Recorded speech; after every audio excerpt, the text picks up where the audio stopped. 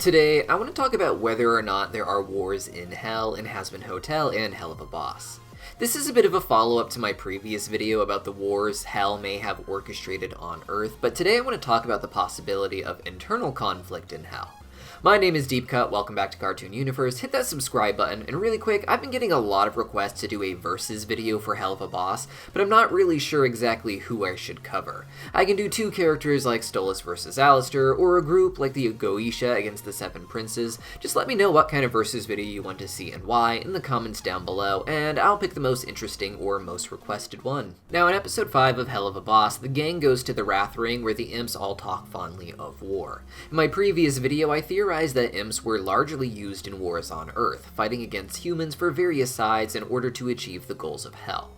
This is still a very real possibility, however, one issue was that when talking about war in episode 5, Moxie throws in that the technological advancements in angelic weaponry have changed the way they do war.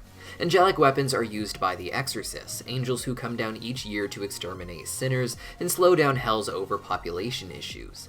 Many of these get left behind, and as we see in the Hazbin Hotel pilot, they get picked up by demons the next morning and are sold on Hell's black market. These weapons are generally spears, but can be melted down and turned to just about anything, including guns. These weapons are the only thing capable of permanently injuring or killing the immortal sinners in Hell, such as Angel, Alistair, Vaggie, and all of the others in the Pride Ring. Native demons like imps are mortal and can be killed without angelic weapons, but they seem to provide extra power in even killing these lower level demons. That being said, there isn't much reason that they'd be used on Earth, unless angels were getting involved in wars as well, but that is something I don't see as too likely, and we don't even know if the angelic weapons would work against even low-level angels. With that in mind, it points to the theory that there isn't just war in Hell, but that the war may have to do a lot with the sinners in particular, who these angelic weapons would be the ultimate threat against. As we all know, there are 7 rings of Hell, each ruled over by a demonic prince, with Lucifer ruling over the Pride Ring. Lucifer is considered a fallen angel in real life and in the show, though we don't know if the same is true for all the other princes. We also don't know exactly when Lucifer fell and rebelled from heaven, and whether it was before the first humans appeared in Hell as sinners, or long after. I personally believe that when Lucifer got to Hell, there was probably already plenty of sinners there, in addition to some naturally evolved native demons. While Lucifer and his princes are extremely powerful, I doubt they were so powerful that they could touch down in Hell and immediately have every single demon there obeying them. While they would immediately have some power over large populations, millions or billions of souls could have already been in Hell when they got there that are out of their control. I think over time, Lucifer and the princes slowly conquered their rings, but in some cases, even in the present era, they had to use violence to achieve this. Imps love war, as we know, and many of them speak of being in war, so I imagine they are the foot soldiers in this battle across all of Hell. They were probably easily conquered, if it could even be called that, and likely immediately accepted rulership with the promise that they would get to fight and help conquer Hell. The native species of Hell would have been easier to conquer overall because they have much shorter lifespans than the immortal sinners. However, this would probably still take some time. Imps being the primary soldiers in these fights would explain why they are the species that appear the most all over Hell. While I theorize that imps first came from the Wrath Ring, I believe many would end up settling down into communities that they started in other rings surrounding the places they helped conquer, especially after conquering them when they would need to stick around just to enforce rule. Over time, they would mix in with the native species to some degree, something we even see happening in the modern era with some half-species appearing on screen. Some rings would develop imps with more height. The Lust Ring would develop imps with more sex appeal, as well as wings like a succubus. Even the imps of Imp City may just be the descendants of imps who migrated to the Pride Ring in order to help fight the sinners. Between no threat of death and the eternity of time to wait out Lucifer, there could be large numbers of sinner cultures in Hell that held out against him for a long time. In the present, I believe there is very little of Hell at war still, with all but fringe lands in the Pride Ring under the proper control of the 7 princes in the Ars Goetia. As Moxie explained in episode 5, the angelic weapons revolutionized war, which likely means that the angelic weapons made rebellious sinner cultures fear for their lives.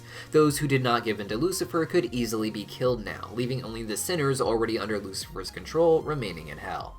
Supposedly, Lucifer is responsible for coordinating the annual extermination with Heaven each year, and while it may very well be to deal with the general overpopulation issue as it is presented in the show, I imagine he hoped a lot of these rebellious sinner groups would be targeted in particular. He may have even agreed to the exterminations each year, knowing he would inevitably get his hands on the angelic tech, solving even more of his problems than the exterminations themselves do, and giving him the final weapon he needed to get all of the Pride Ring under his control. To this day, I imagine there might still be battles in the fringe regions of Pride, like I said, but they are likely few and far between. With the threat of actual death to their immortal lives, there would be very few holdouts of sinners in hell, and if there were any, I think they would quickly have given in once the new technology came to hell, such as TV, as well as other luxuries. While VivziePop has said that there are places that try to maintain a sense of culture in hell from the time those sinners were alive, we can see that even the Western-themed corner of hell has big screen TVs now. At the end of the day, the easiest way to enslave people is to offer them a prison that looks like a paradise. And while Lucifer's rule looked like a dictatorship at first, from the outside, it probably looked like it was becoming a place of freedom. Lucifer not only gave his people the luxuries of modern tech and endless entertainment options such as through Vox's TV and streaming services, but he also flooded the streets with recreational drugs. Of course, this system just exploits each demon, turning them into someone who spends all of eternity to pay for addictions and entertainment, no matter how detrimental or unentertaining those may be. But from the outside, these luxuries would be enough to entice a lot of the holdouts on Lucifer's rule, I think, bringing an end to most, if not all of the war in hell, though I still like to think there are not just holdouts to his rule, but dedicated efforts to end it. An angelic weapon cannot kill Lucifer, who VivziePop claims can only be smited by an angel of higher ranking than him, which doesn't exist in hell, but that wouldn't stop other immortal beings, such as low-level sinners, from trying to overthrow him.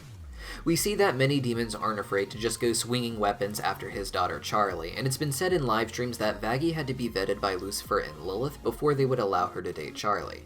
While Charlie herself is amongst the most powerful entities in hell, there are potentially a lot of ways she could be held prisoner and perhaps even tortured, making Charlie one of the few reasons Lucifer might lose his control on hell in some way.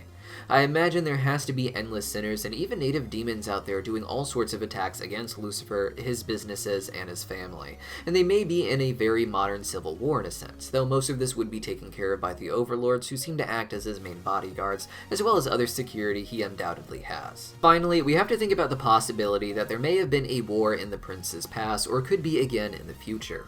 Not all of the princes seem to fall in line with Lucifer, particularly Mammon, who purposely uses the letter of the law in hell to get away with ripping off Lucifer's theme park as much as he possibly can. While some princes and members of the Ars Goetia may love their place in Hell's hierarchy, others may be ready to come after Lucifer the moment they see an opportunity, and Mammon may be trying to play a bit of a long con to eventually outpower Lucifer with all the money he manages to siphon off from him. But so far, these are just my theories. Let me know what you guys think goes on in the Wars of Hell in the comments down below, if anything. And while you're down there, don't forget to let me know what Versus video you would like to see me do for my next video. See you guys next time.